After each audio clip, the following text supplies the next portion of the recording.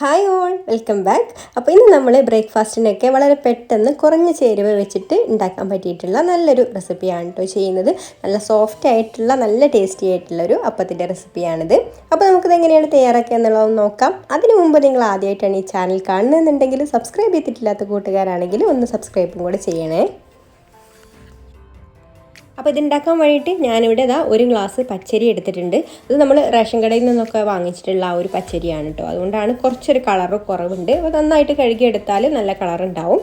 ഇനി നമുക്കിതൊന്ന് നന്നായിട്ട് കഴുകിയെടുത്തതിന് ശേഷം നമുക്കിത് വെള്ളം ഒഴിച്ചിട്ട് ഒന്ന് കുതിരാൻ വേണ്ടി മാറ്റി വെക്കാം. ഒരു 4 മണിക്കൂറെങ്കിലും ഇതൊന്ന് കുതിർത്ത് വെക്കണം. ഇപ്പോൾ നമ്മുടെ പച്ചരി ഇവിടെ നന്നായിട്ട് തന്നെ കുതിർന്ന് വന്നിട്ടുണ്ട്. ഞാനിത് ഒന്നും കൂടെ കഴുകിയെടുത്തതിന് ശേഷം വെള്ളമൊക്കെ കളഞ്ഞ് വെച്ചിട്ടുള്ള പച്ചരിയാണ് കേട്ടോ. ഇനി നമുക്കിത് അരച്ചെടുക്കാൻ വേണ്ടിയിട്ട് മിക്സിയുടെ ജാറിലേക്ക് ഇട്ട് കൊടുക്കാം. പിന്നെ ഇതിലേക്ക് നമുക്ക് വേണ്ടത് നമ്മൾ അരി എടുത്തിട്ടുള്ള അതേ ഗ്ലാസ്സിൽ അളവിൽ തന്നെ ഒരു ഗ്ലാസ് തേങ്ങയാണ്. അതും കൂടി ഇതിലേക്ക് ഇട്ട് കൊടുക്കുന്നുണ്ട്. ഇനി നമുക്കിതിലേക്ക് ഒരു കോഴിമുട്ട ഒഴിച്ചു കൊടുക്കാം. കോഴിമുട്ട നമ്മളിതൊന്ന് അടിച്ചെടുത്തിട്ട് ഒഴിച്ചു കൊടുത്താലും കുഴപ്പമൊന്നുമില്ല കേട്ടോ. ഞാൻ ഈ ഒരു സമയത്ത് തന്നെ ഒഴിച്ചു കൊടുക്കുന്നുണ്ട്. പിന്നെ കൂടുതലായിട്ട് ചൂടാവുന്ന മിക്സിയൊക്കെ ആണെന്നുണ്ടെങ്കിൽ ആദ്യം തേങ്ങയും അരിയും കൂടെ അരച്ചെടുത്തിട്ട് ഒന്ന് അരിഞ്ഞ് വന്നതിന് ശേഷം പിന്നെ കോഴിമുട്ട ചേർത്തിട്ട് ഒന്ന് അടിച്ചെടുത്താൽ മതി കേട്ടോ. ഇതിപ്പോൾ നമ്മൾ പെട്ടെന്ന് അരിഞ്ഞ് കിട്ടുന്ന ഒരു മിക്സിയാണ്. അതുകൊണ്ട് ഞാൻ മൊത്തത്തിൽ തന്നെ ചേർത്ത് കൊടുത്തിരിക്കുകയാണ്. പിന്നെ ഇതിലേക്ക് ആവശ്യത്തിന് വെള്ളം കൂടെ ഒഴിച്ചു കൊടുത്തിട്ട് നമുക്കിതൊന്ന് നന്നായിട്ട് അരച്ചെടുക്കാം. വെള്ളം ഒരുപാട് ഒഴിച്ചു കൊടുക്കേണ്ട ആദ്യം തന്നെ, അപ്പോൾ അരഞ്ഞ് കിട്ടാൻ കുറച്ച് ബുദ്ധിമുട്ടാവും. അപ്പോൾ ഞാനൊരു 3/4 ഗ്ലാസ് വെള്ളം അതിലേക്ക് ഒഴിച്ചു കൊടുത്തിട്ടുണ്ട്. എന്നിട്ട് നന്നായിട്ട് അരച്ചെടുത്തതിന് ശേഷം നമുക്കത് അരിപ്പയിലേക്ക് ഒഴിച്ചു കൊടുക്കാം. അപ്പോൾ നമ്മുടെ തേങ്ങാപ്പീരൊക്കെ ഉണ്ടാവും. നമ്മൾ അരിയുടെ കൂടെ തേങ്ങ കൂടുതലായിട്ട് ഇട്ട് അരച്ചെടുത്തതല്ലേ, അപ്പോൾ നമുക്കതിൻ്റെ ആ ഒരു പാല് മാത്രമേ ആവശ്യമുള്ളൂ.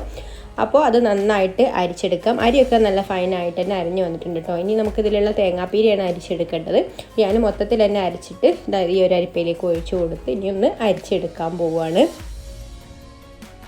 അപ്പോൾ നമ്മൾ അരച്ചെടുത്തിട്ടുള്ള ആ ഒരു ജാറിലേക്ക് ഒരു ഗ്ലാസ് വെള്ളം കൂടെ ഒഴിച്ചു കൊടുത്തിട്ട് അതും കൂടെ ഇതിലേക്ക് ഒഴിച്ചു കൊടുക്കുന്നുണ്ട്. അപ്പോൾ കട്ടിയായിരിക്കുന്ന മാവാകുമ്പോൾ നമുക്ക് അരിച്ചെടുക്കാനും കുറച്ച് ബുദ്ധിമുട്ടാവും. അപ്പോൾ കുറച്ച് ലൂസാക്കി എടുത്തിട്ടുള്ള ഒരു മാവാക്കിയിട്ട് നമുക്കിതൊന്ന് അരിച്ചെടുക്കാം.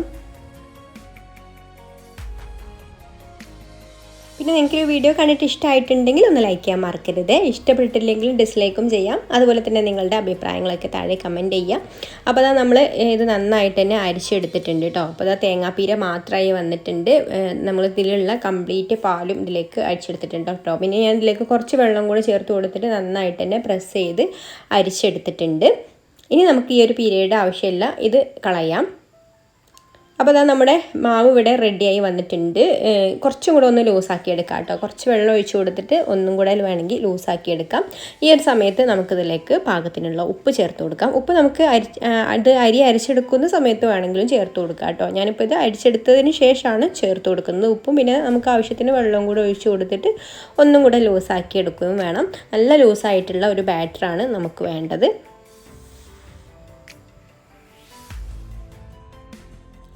അപ്പോൾ ഈ ഒരു കൺസിസ്റ്റൻസിയിലാണ് കേട്ടോ നമുക്ക് ബാറ്റർ വേണ്ടത്, കുറച്ചൊരു ലൂസായിട്ടുള്ള ബാറ്റർ.